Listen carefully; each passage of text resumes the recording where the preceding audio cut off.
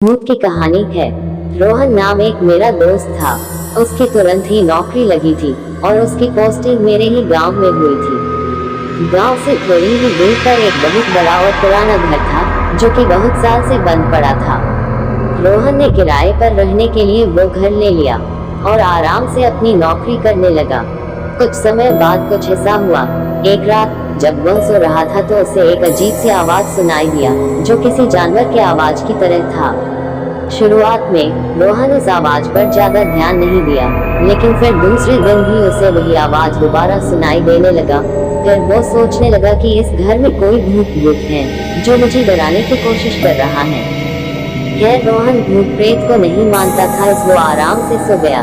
कुछ समय बाद जब रोहन की नींद खुली तो सामने एक डरवाना काला साया दिखाई दिया। रोहन इसके पहले कुछ करता वो खुद बेहोश होकर गिर गया।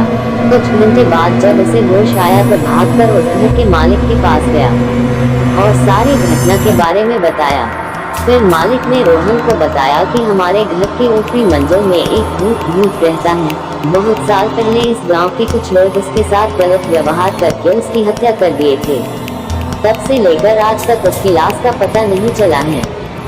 कई लोग तो ये भी बताते थे कि रात के समय में इस रास्ते से अगर कोई जाता था तो वो भूत उसे अपने घेरे में ले लेता था और कई दिनों तक उसका पीछा नहीं छोड़ता था, लेकिन उसे अभी तक कोई देखा नहीं है। कभी कभी उसकी डरावनी आवाज सुनाई देती थी और सबकी नींद उड़ा देती थी।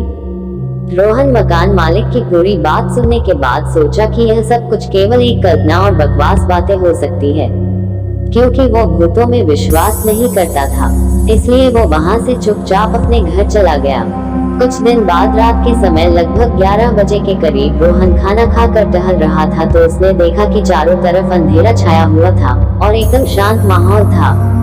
फिर उसकी नजर दीवार पर गई और देखा कि घर के सारे दीवारों दरवाजों पर जानवरों की तरह कुछ निशाने बनी हुई थी और बहुत सी वस्तुओं को बिना किसी वजह के ही अलग अलग जगहों पर रख दिया गया था। इससे पहले उसने वहां कुछ भी ऐसा नहीं देखा था। फिर एक रात कुछ ऐसा हुआ कि उसकी रूह कांप गई। रोहन अपने घर में अकेले सो रहा था